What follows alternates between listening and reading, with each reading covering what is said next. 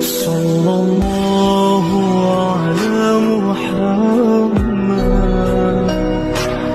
صلى الله عليه وسلم। আসসালামু আলাইকুম রহমতুল্লাহি ওবরাকাতুহু। সুপ্রিয় দর্শক, আজকে আমি আপনাদের খেদমতে আবারও এসেছি একটি ঘটনা নিয়ে এবং কিছু জরুরি কথাগুলো নিয়ে, যে কথাগুলো আমাদের পক্ষে জানা খুবই জরুরি। কথাগুলো হলো, আমরা প্রায় সময় বিপদে পড়ে থাকি। বিপদে পড়ার পরে আমরা কি করি? সাহায্য চাই। সাহায্যটা কার কাছে চাওয়া উচিত সেটা বলতে চাই। আমরা কখনো সাহায্য চাই ডক্টরের কাছে, কখনো কিছু মানুষের কাছে সাহায্য চাই। মূলত আমরা সাহায্যটা কার কাছে চাওয়া উচিত সেটা আজকে বলতে চাই আমি আপনাদের সম্মুখে।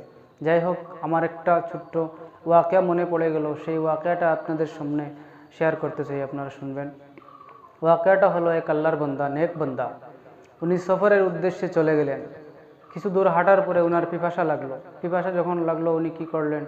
সামনে একটা কুয়া দেখতে পেলেন, সেই কুয়ার পাশে গেলেন। যাওয়ার পরে দেখলেন যে কুয়ার পানিটা অনেক নিচে।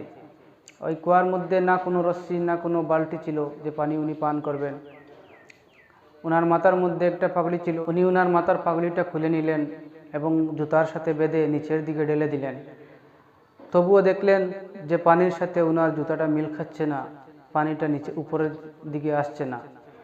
তখন কি করলেন? নিরাশ হয়ে কুয়ার পাশে বসে রইলেন। বসে রোয়ার পরে হঠাৎ করে দেখেন একটা হরিণ আসছে, সেও পানির পিপাসা, সেও পানি পান করতে আসে। এসে দেখে যে পানিটা অনেক নিচে। সে উপরের দিকে মুখ করে আল্লাহর কাছে যেন বলে, হে আল্লাহ, আমি বেজুবান জানোয়ার, আমার পিপাসা লেগেছে, আপনি আমাকে পানি পান করান। তখন সাথে সাথে আল্লাহর কুদরতিভাবে পানিটা নিচের দিক দিয়ে ঢেউ মেরে উপরে চলে আসলো।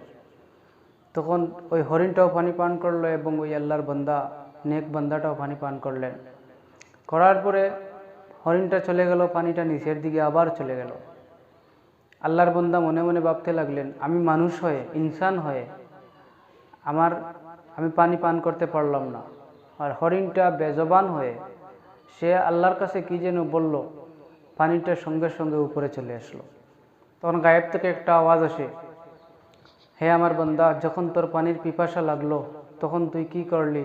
তোর পাগড়িটা খুলে তোর জুতার সাথে বেঁধে নিচের দিকে ঢেলে দিলে পানি পাওয়ার জন্য, তুই পানি পাস নাই।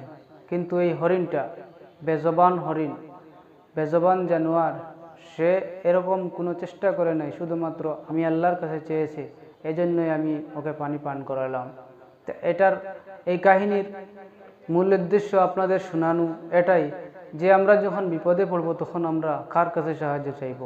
আল্লাহর কাছে। যদি আমরা বিমার পড়ি তাহলে আমরা প্রথমে, ডাক্তার তো একটা জরিয়া, হ্যাঁ, আল্লাহ রব্বুল আলমিন শিফা দেনেওয়ালা শুধুমাত্র আল্লাহ, কিন্তু জরিয়া ডাক্তারকে বানিয়েছেন।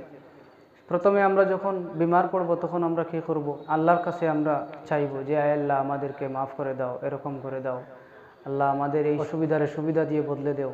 এটাই আমার মূল উদ্দেশ্য। শুধুমাত্র আমরা আল্লাহর কাছে চাইব, আর কারো কাছে নাই। আসসালামু আলাইকুম ওয়া রাহমাতুল্লাহি ওয়া বারাকাতুহু।